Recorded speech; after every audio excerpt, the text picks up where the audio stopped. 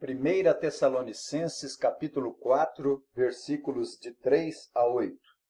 Pois essa é a vontade de Deus, a vossa santificação, que vos abstenhais da prostituição, que cada um de vós saiba possuir o próprio corpo em santificação e honra, não com o desejo de lascívia como os gentios que não conhecem a Deus, e que nessa matéria ninguém ofenda nem defraude ao seu irmão, porque o Senhor contra todas essas coisas, como antes vos avisamos e testificamos, claramente é o vingador. Porquanto Deus não nos chamou para a impureza, e sim para a santificação. De sorte quem rejeita essas coisas não rejeita o homem, e sim a Deus, que também vos dá o seu Espírito Santo. Senhor, nosso Deus, nosso Pai, nós te louvamos e te agradecemos por esse privilégio, essa rica oportunidade de estarmos aqui pregando a tua palavra, agradecidos por esse momento de servir o Senhor com o propósito de expandir o reino de Deus. Abençoe a nossa vida pelo poder do Espírito, que nós possamos extrair utilidades práticas dessa passagem, que tanto nos condena. Senhor, em nome de Jesus, abençoe os ouvintes também, que possam sair encorajados, animados, edificados, sabendo que só o sangue de Jesus nos purifica de todo o pecado. E é em nome do Senhor que nós oramos agradecidos. Amém. Nós vivemos em um período muito difícil no tocante à permissividade sexual. Por se multiplicar a iniquidade, o amor se esfriará de quase todos. Não é uma época sem igual, pois existiram outros períodos em que foi seriamente marcado pela libertinagem sexual. No tempo de Paulo era assim.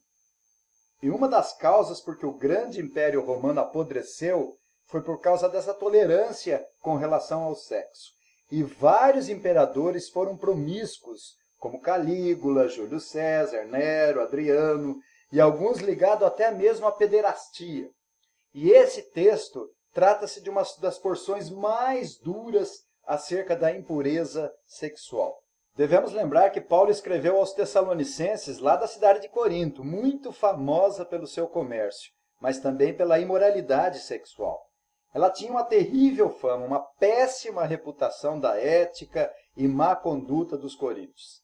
A lascívia e a baixa moralidade imperavam ali. Dizer que alguém era de Corinto era o mesmo que dizer que alguém era imoral. A cidade achava-se dominada pelos vícios. Típica de uma cidade comercial, regada a luxúria, arrogância, vaidade, prazeres, cobiça insaciável, egoísmo desenfreado. Lá em Corinto se cultuava a deusa Vênus, conhecida como Afrodite, deusa da beleza e do amor. E haviam, inclusive, prostitutas cultuais. E a cidade de Tessalônica tinha essa mesma influência de Corinto, porque era lá perto. E era encorajada a imoralidade sexual. E essas características não são próprias apenas daquele período. Mas nós vivemos em uma época talvez ainda pior, por causa da permissividade sexual e da decadência moral em que nos encontramos. Vamos considerar então essa porção da palavra de Deus sobre o tema a santificação. Esse é o grande assunto. Deus nos chamou para refletirmos o seu caráter santo e esse é o principal propósito do homem, glorificar a Deus na santificação. Nós lemos no versículo 3, pois essa é a vontade de Deus, a vossa santificação, que vos abstenhais da prostituição. Nós vimos na introdução geral dos versículos 11 e 12 que o propósito da vida do crente é conhecer a Deus a fim de agradá-lo. Devemos progredir na vida cristã para o seu louvor. Não fomos chamados para ser felizes ou para o bem-estar pessoal. Ele nos escolheu nele antes da fundação do mundo para sermos santos.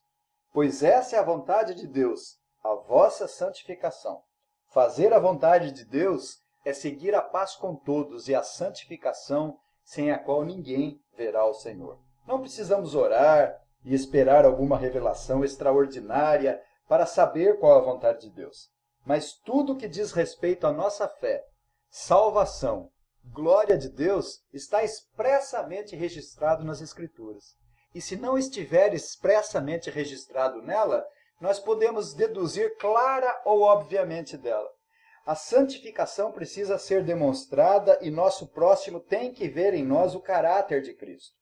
A santificação é o lado visível da salvação. Devemos manifestar em todo lugar a fragrância do seu conhecimento, porque nós somos para com Deus o bom perfume de Cristo, disse Paulo em 2 Coríntios, capítulo 2, versículos 14 e 15. As nossas boas obras, elas não são meritórias e nem perfeitas, mas elas são necessárias. Não somos salvos pelas obras, mas para as obras. Essa é a vontade de Deus, a vossa santificação. É Deus quem nos santifica e nos habilita a lhe obedecer e orienta na sua palavra o dever de conduzirmos nesse mundo de modo a refletir o caráter dele. Ele é santo, santo, santo, 3 vezes santo. 1 Pedro 1,16 diz, mas como é santo aquele que vos chamou, sede vós também santos em toda a vossa maneira de viver. Porque escrito está, sede santos, porque eu sou santo. Essa é, portanto, a vontade de Deus para nós, a santificação. Viver de uma forma piedosa, demonstrando a salvação por meio da santificação. Pois essa é a vontade de Deus, a vossa santificação, que vos abstenhais da prostituição. Mas o nosso texto se refere a um aspecto específico da santificação, que é a pureza sexual. Nós temos 3 conjunções coordenativas aqui, explicativas, que nos informa que vos abstenhais da prostituição, que cada um de vós saiba possuir o próprio corpo em santificação e honra, e que, nessa matéria, ninguém ofenda e nem defraude a seu irmão. Então, esses 3 ques se referem apenas a uma área, a pureza sexual, como um dos aspectos importantes da santificação. É assunto importante, pois em quase todas as cartas, Paulo trata sobre a impureza sexual. E o Senhor Jesus também falou bastante sobre isso. Então, a primeira exortação específica aqui relacionada à pureza sexual é que vos abstenhais da prostituição. A palavra no original para prostituição é porneia, originariamente da nossa palavra pornografia, que tem um significado muito mais amplo do que o comércio do sexo. Porneia designava, na época, toda forma de relacionamento sexual impuro, indevido, ilegítimo, ou seja, a prostituição, o adultério, o homossexualismo, o lesbianismo, o bissexualismo, a bestialidade e toda e qualquer relação sexual fora do casamento, inclusive a imoralidade sexual em todas as suas formas e aspectos. Paulo orienta a igreja que fizesse a vontade de Deus, incluindo a abstenção do sexo ilegítimo.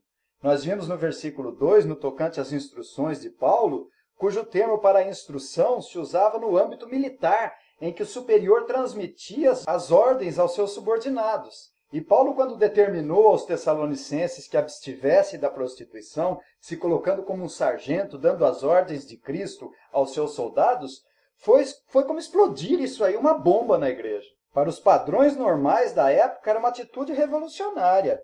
A sociedade da época pregava que um verdadeiro homem deveria ter uma mulher como sua confidente, outra mulher como uma concubina, outra mulher como uma prostituta para satisfazer suas necessidades libidinosas, e uma mulher em casa para cuidar dos filhos e da casa. Hoje em dia não é muito diferente do paganismo antigo do mundo greco-romano. A segunda exortação está aqui no versículo 4, que cada um de vós saiba possuir o próprio corpo em santificação e honra. Paulo deixa mais claro o que ele quer dizer com essa segunda injunção, que cada um de vós saiba possuir o próprio corpo em santificação e honra. Não é uma interpretação muito fácil, mas a lição geral aqui é clara.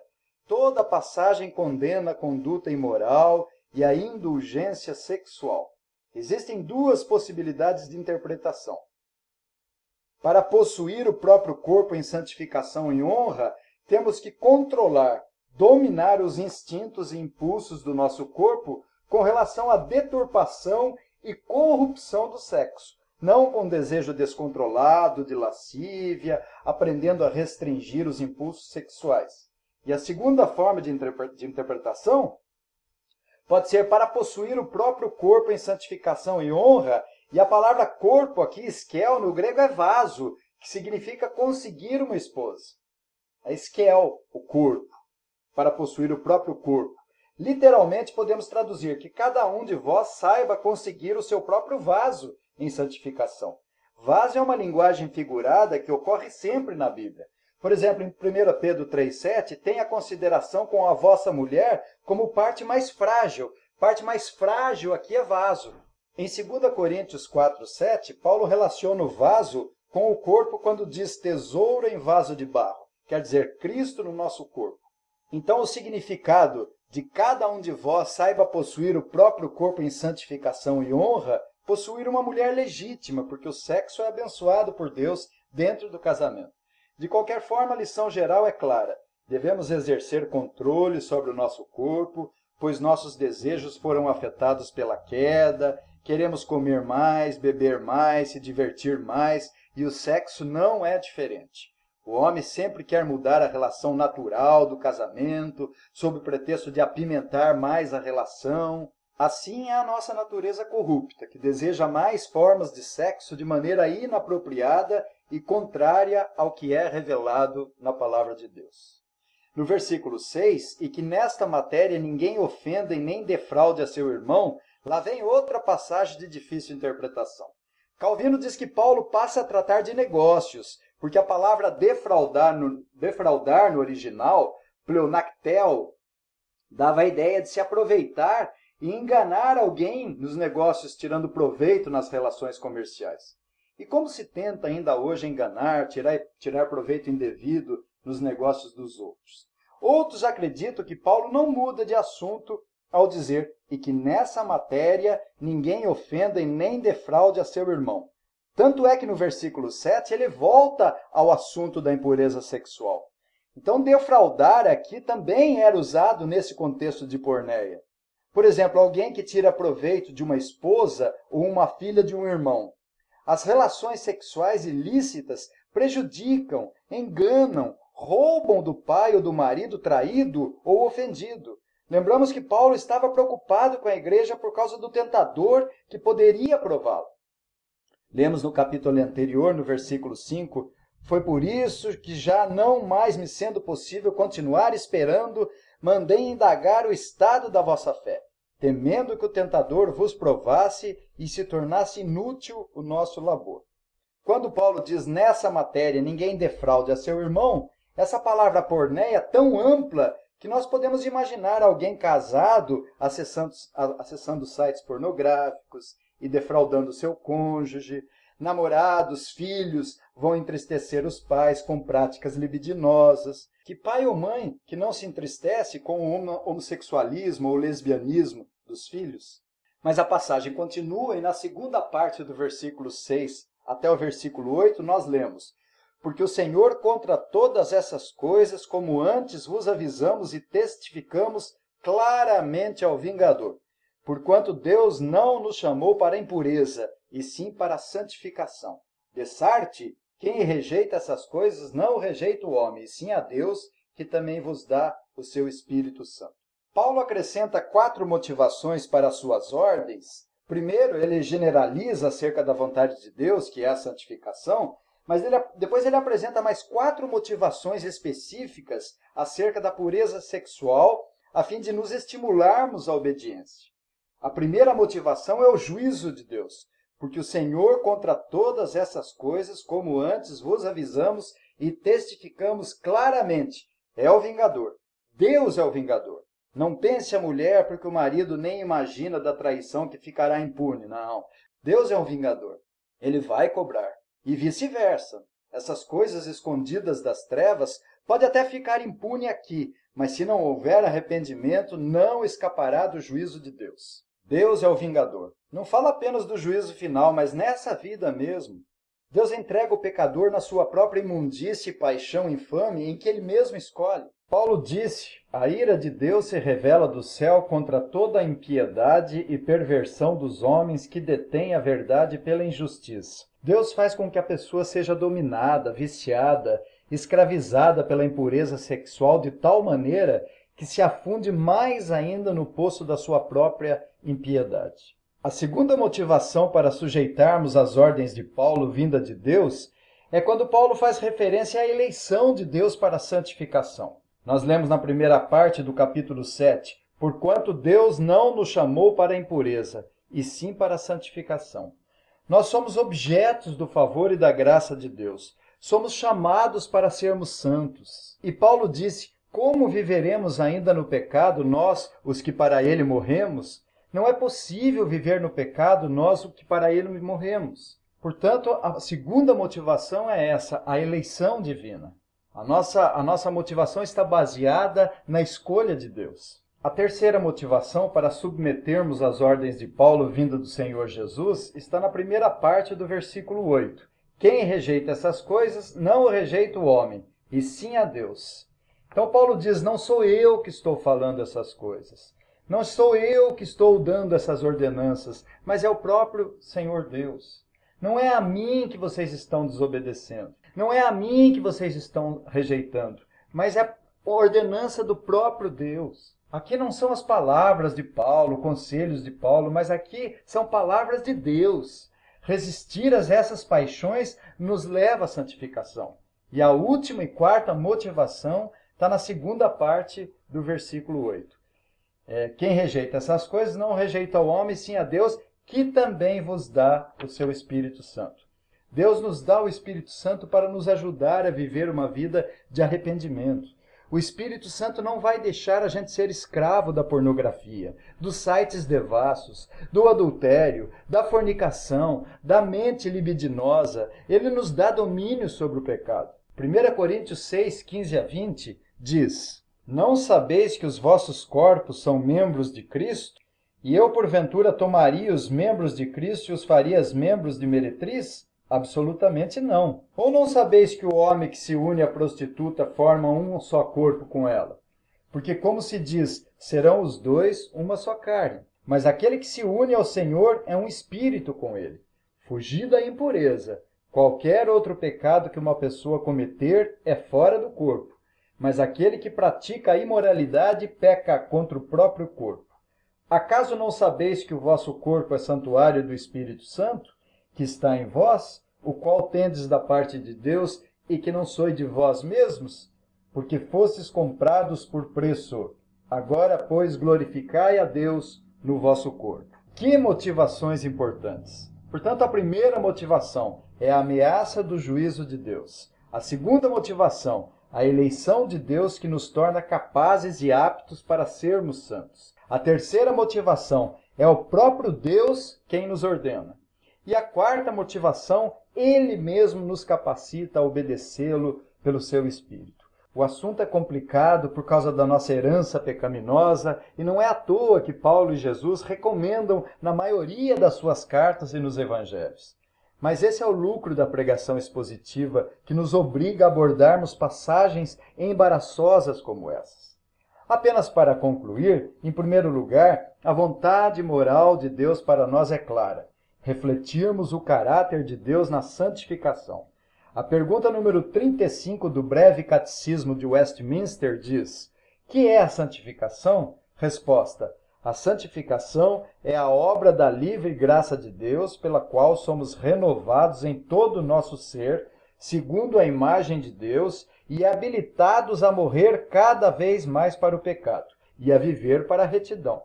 Lembramos que a santificação não se limita apenas à pureza sexual, mas esta é claramente uma das áreas importantíssimas para a nossa santificação, para o nosso bem, para a nossa alegria. Quantas vezes a gente depara com pessoas com problemas nesta área e com profunda tristeza e frustração por terem falhado? Pois essa é a vontade de Deus, a vossa santificação. Em segundo lugar, o sexo está confinado ao casamento e de acordo com aquilo que expressa a vontade de Deus revelada na sua palavra. O sexo não é um tabu, é um dom de Deus e um dever dentro do casamento. É melhor casar do que abrasar. Somos constantemente bombardeados pela frouxidão moral, permissividade sexual própria e característica do paganismo. Não com desejo de lascívia como os gentios que não conhecem a Deus, diz lá no versículo 5. As literaturas libidinosas, a devassidão na internet, filmes e cinemas obscenos Que Deus seja gracioso nessa área, a fim de sermos diligentes e seguirmos a paz com todos e a santificação sem a qual ninguém verá o Senhor.